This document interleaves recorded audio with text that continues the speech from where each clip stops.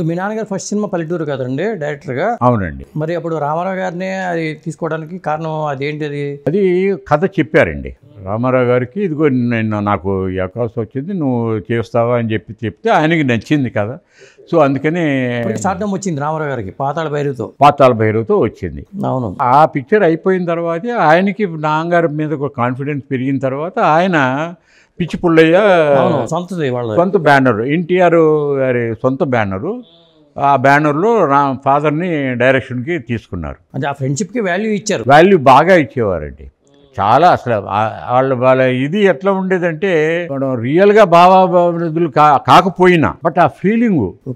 తన రామారావు గారు మా మదర్ని సిస్టర్ అనేవారు. ఏమ్మా చెల్లెమ్మ ఎట్లా ఉన్నావు అని అంత ఆప్యాయతతో పిలిచేవారు.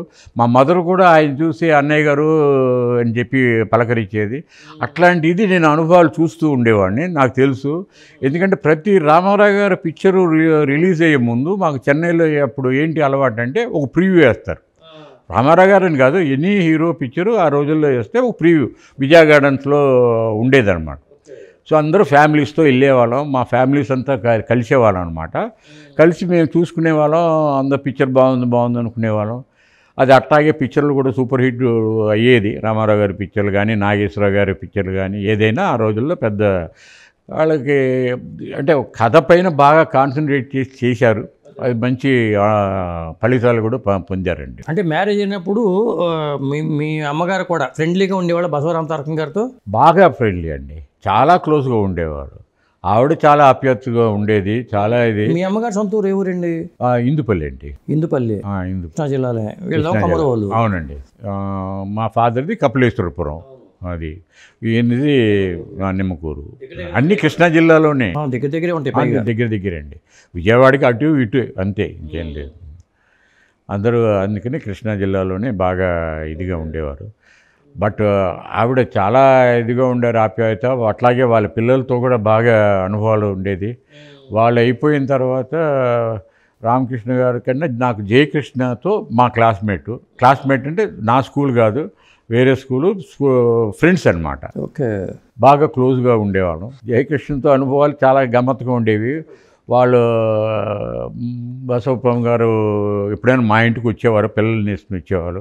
వాళ్ళు వచ్చినంటే మాకు చాలా ఇదనమాట, రిలీఫ్. చదువు ఉండదు ఈరోజు, వీళ్ళతో ఆడుకోవచ్చు అనుకునేవాళ్ళం. ఏ పిల్లవాడని అట్లాగే అనుకుంటాడు, ఫ్రెండ్స్ రిలేటివ్స్ ఏదైనా వస్తే. సరే వచ్చినంటే మేము జయకృష్ణ తీసుకెళ్ళి పైకి వెళ్ళిపోతాం రూమ్కి. ఆ దిండులు పెట్టుకుని కొట్టుకునేవాళ్ళం అనమాట. అది బాగా గుర్తు నాకు. అంత క్లోజ్గా ఉండేవాళ్ళం ఫ్రెండ్స్. మేము వాళ్ళ ఇంటికి వెళ్ళేవాళ్ళం. బజుల్లా రోడ్లోనే ఉండేదండి వాళ్ళది. ఆ ఇంటికి మేమే వెళ్ళేవాళ్ళం.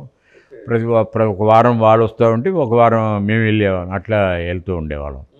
అంత ఇదిగా ఉండేది. అంటే ఆదివారం ఇక అట్లా వెళ్ళేవాళ్ళు. అవునండి, అది బాగా ఇదిగా. వాళ్ళ కూతుళ్ళు లోకమ్మ గారిని, మనం పురంధేశ్వరి గారిని, భువనేశ్వరి గారిని వీళ్ళందరూ బాగా, ఇప్పుడు అది వదిలేసి మా మదర్తో ఎంతో ఇదిగా ఉంటారు. మా సిస్టర్తో వీళ్ళందరూ చాలా ఆప్యాయతగా ఉంటారు.